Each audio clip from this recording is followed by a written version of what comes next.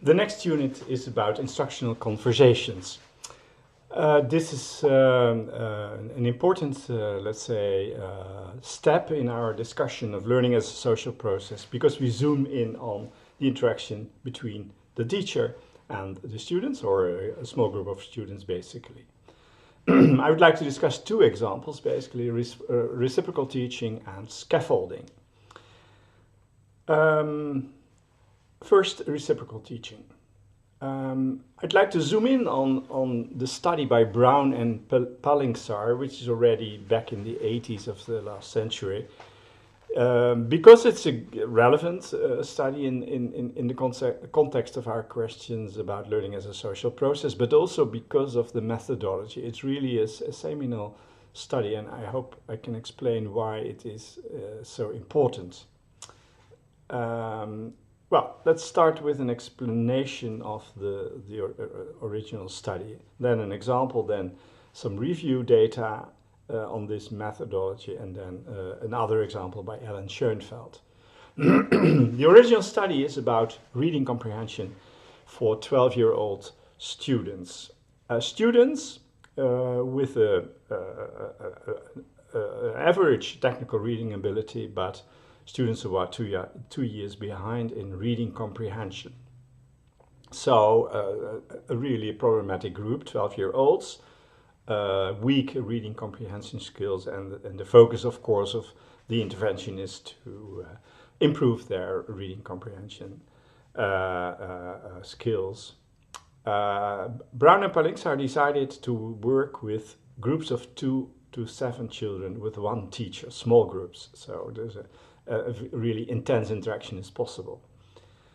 These these groups of students read an expository text paragraph by paragraph, and the text is also new for the teacher. So also the teacher reads the text with the student paragraph by paragraph, and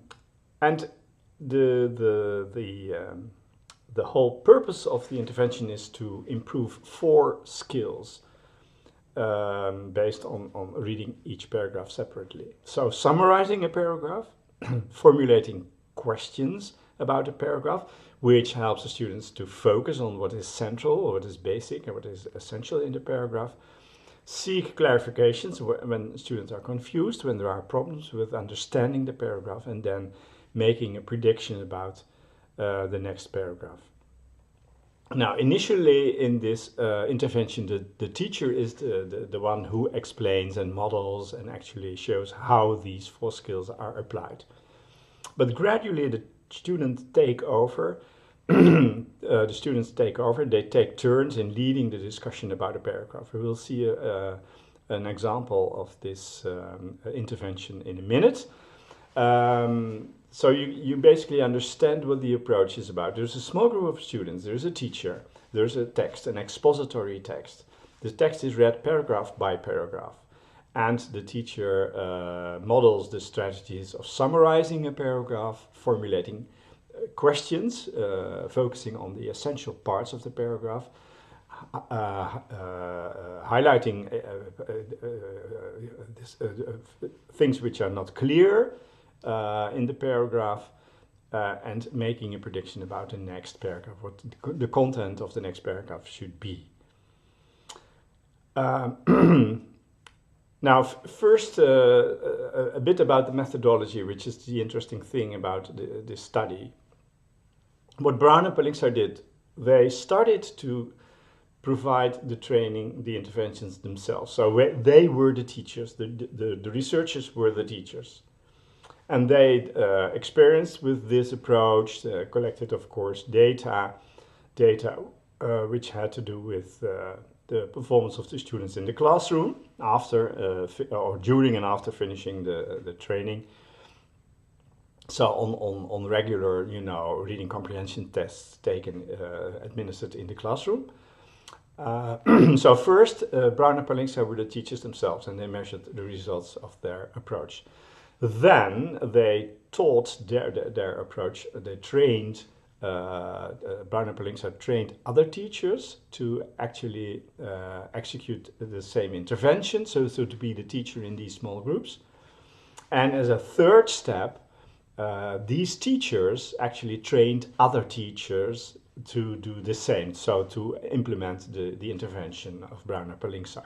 So you have a sort of cascading effect. First, the authors as teachers, then the second step, other teachers trained by the authors, and then as a third step, and again another group of teachers trained by the teachers who were originally trained by the authors. Now, and what they measured was a constant, improving effect. I can show you some data about that. You see here percentage correct scores on classroom reading comprehension tests. First the baseline, then after the first half of the training, then after the second half of the training, then a maintenance test immediately after having finished the training, and then a follow-up test 8 weeks after having finished the training. There are 2 experimental groups and 2 control groups. The experimental groups, the RT groups, the reciprocal training groups, classes in social studies and science, and again the control groups in social studies and science. And you can see a gradual increase in performance with the reciprocal teaching groups. So they were really improving, ending up between 60 and 70%, starting with 20% correct answers, and there was a small decline, but not a very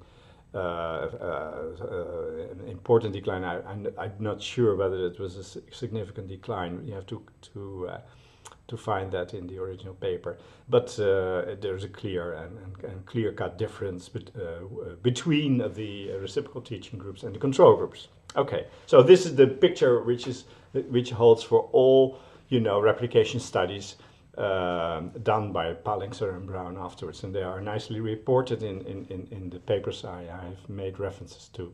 Okay. So to have a better idea, a small example here of an interaction between a teacher and the group of students. The students are labeled C and A and T and L and K, etc., and the teacher is labeled T with an asterisk. Okay, so the first paragraph is I just read it for you. In the United States, salt is produced by 3 basic methods: solar, sun evaporation, solar evaporation by the sun, mining, and artificial heat evaporation. For salt to be extracted by solar evaporation, the weather must be hot and dry. Thus, solar salt is harvested in the tropic-like areas along our southern ocean coasts and at Great Salt Lake. So that's the first paragraph. Then the first student raises or formulates a question about this paragraph. What would be a good question, in a test, in a reading comprehension test, about this paragraph? And the student formulates the questions as such: name 3 different basic methods how salt is produced. And then another student gives the answer: evaporation, mining, evaporation, artificial heat evaporation. And then the first student says, correct, very good. My summary on this paragraph is about ways that salt is being produced. And then the teacher gives a comment, very good. Could you select the next teacher, the reciprocal teaching story. Okay, the student selects another student, and then the next paragraph is read. The second oldest form of salt production is mining. Unlike early methods that made the work extremely dangerous and difficult, today's methods use special machinery, and salt mining is easier and safer. The old expression, back to the salt mine, no longer applies. Okay, and then the next teacher, the student teacher, I must say, formulates a question about this paragraph. Name 2 words that often describe mining salt in the old days.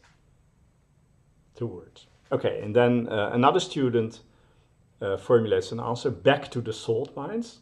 And then the student teacher says, no, Angela. And Angela answers, dangerous and difficult. And then the student teacher gives his feedback correct or her feedback correct. This paragraph is all about comparing the old mining of salt and today's mining of salt. So that's the summary. The teacher reacts, beautiful. And then the teacher student gives a prediction. I have a prediction to make. Good. And then the student says, I think it might tell when salt was first discovered. Well, it might tell what salt is made of and how it's made. Okay, the teacher gives a command, okay, and then asks for the next teacher. So this is, it gives you an idea about this reciprocal teaching approach. Okay, we just went into that. Rosenschein and Meister did a review study on studies which adopted this approach. 19 studies they found in 1992, and they found supportive evidence in these 19 studies. With the two commands on the approach. The first command is that a pre-dialogue instruction on the 4 strategies does help, so it helps the student to actually practice the strategies in the dialogue, in the reciprocal teaching dialogue. So some training beforehand does make the reciprocal teaching sessions more effective. And the training should be continued for a longer period of time, at least a week to a month and a half. So it's not a matter of 1 or 2 sessions. You have to practice this approach, developing these 4 strategies during a considerable amount of time, and then you may see effects. Okay, that does make sense. Again, it is a very nice study, and I also I remind you of the approach. First the authors, then the first layer of teachers, and then the second layer of teachers. Okay, now I just briefly refer to Alan Schoenfeld, who also worked in this area. So we are talking about constructivist approaches to studying, teaching and learning in the classroom with authentic learning tasks and also in a social environment, of course. That's characteristic, of course, of the constructivist approach. I already mentioned Schoenfeld, but now some details about his approach. He was a researcher, a successful researcher, and also a math teacher. And he used, of course, his own experience as a math teacher to develop his ideas about mathematical problem solving and teaching and learning in general. As a math teacher, he asked students to come up with difficult math problems in a particular subject in the math curriculum. So Schoenfeld asked for these problems. Of course, you can easily envisage that students really try to find very hard problems for the teacher to solve. Schoenfeld started to solve these problems just in front of the classroom by thinking aloud. So the problems were new for him. He started to work on them. And he showed how he approached these problems. And as I already mentioned, he not only paid attention to the subject matter area of math, the math curriculum, but also to what he called the heuristic strategies, the planning strategies, the learning strategies, etc. So these metacognitive strategies were also very, very, very relevant in his approach. And he did pay a lot of attention to these metacognitive skills in order to solve the problems. So that was one thing. And again, this is reciprocal because the teacher acts as a student here, solving by thinking aloud complex math problems. In a second learning environment, Schoenfeld helped small groups of students who were working on a project or solving complex mathematical problems. And he helped them just by posing 3 questions. So by raising their awareness, their metacognitive awareness of what they were doing. The first question is, what are you doing, basically? The second question was, why did you choose this approach? And a third question was, is your approach successful? So these questions did not provide an answer to the problems the students were working on, that helped them to become aware of their approach and of the successfulness of their approach. So that's also a nice example, and already a bridge, I must say, to the second example in this unit of instructional conversations, which is about scaffolding. Okay, scaffolding is a concept which arose in the area of activity theory, as we call it, which is actually the area which is a follow-up on the work of Vygotsky. Well, first, some characteristics of scaffolding. This is a figure from a paper by Janneke van der Pol, Monique Volman, and myself. It's a good review study, a decade of research on scaffolding and student-teacher interaction. And what you see here is a sort of, machine, you might say.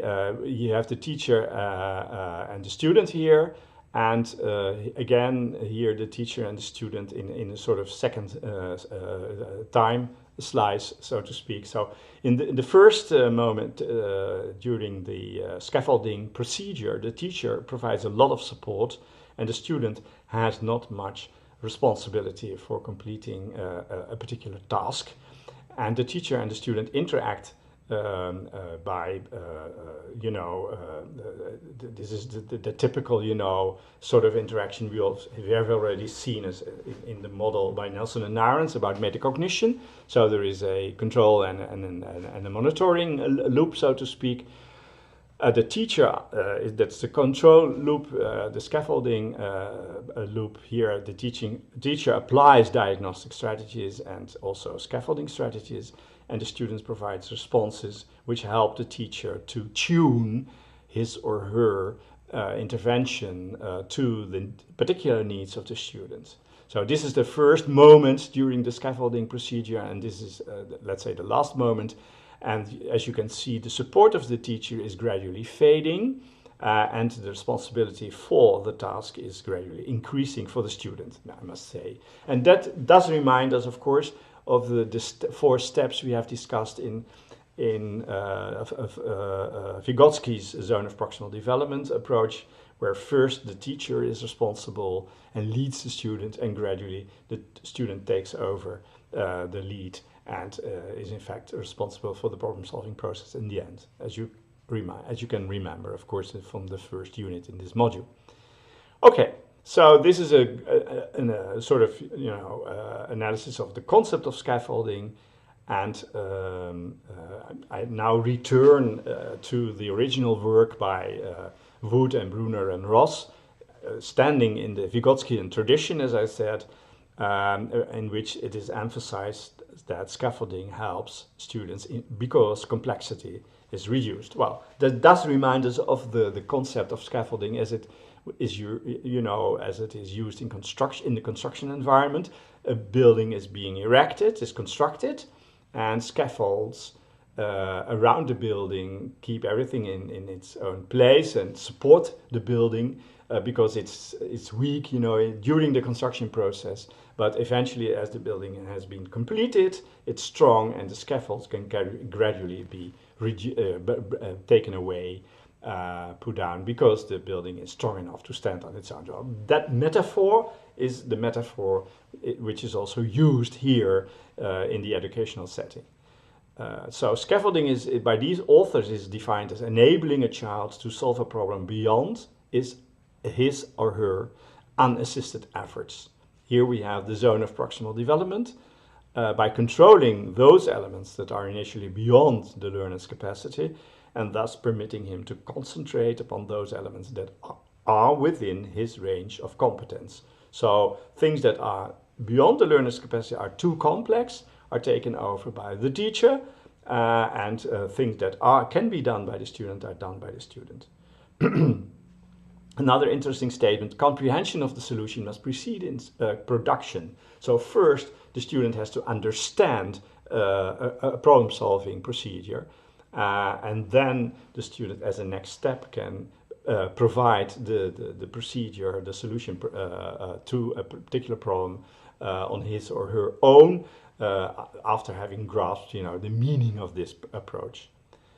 Well-executed scaffolding begins by luring the child into actions that produce recognizable for him solutions. So help the student to do what he can or she can do, and gradually build up, the complexity, build up the student's autonomous and independent skills to solve a particular problem. That's the basic idea. Okay, so that's where the concept of scaffolding comes from. Now I focus again on the work of Janneke van der Pol, who did a very brilliant study, I must say, in teaching scaffolding in small group work.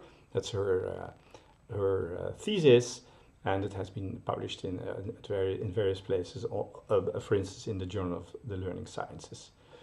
Now the important thing of Janneke van der Pol's approach is that, as you can see in this model, scaffolding does not start with intervening, but scaffolding starts with asking questions.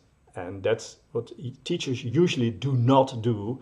Whenever students are stuck and ask for help, the teacher tends to provide the solution. For instance, when somebody is stuck and working on a particular computer program or doesn't know what to do, the teacher walks to the screen and just pushes the buttons which are necessary for the continuation of the work. So without further questioning. And that's exactly what scaffolding should not be. Scaffolding should not be the immediate provision of solution steps, but scaffolding should start with questions. And the questions are directed towards identifying the problem as it is encountered by the student or the group of students. So it does remind us of Schoenfeld's questions, what are you doing and are you successful, etc., etc. So these diagnostic questions help the teacher to understand the problem the students are confronted with, but also it helps the students to understand what the mess is they are at the moment in. So it helps both the teacher and the student, these diagnostics.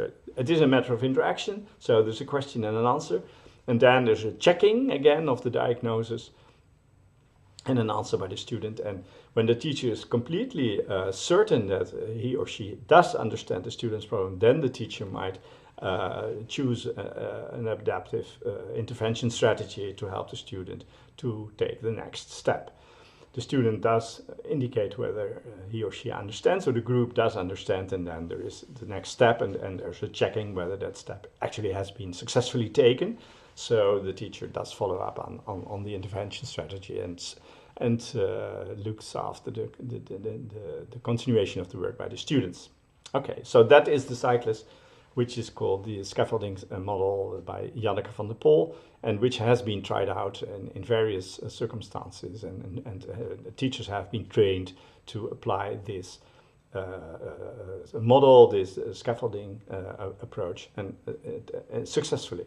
So I think this is a very good example of a successful teacher-student conversation which takes place and which is really interesting in the domain of learning as a social process.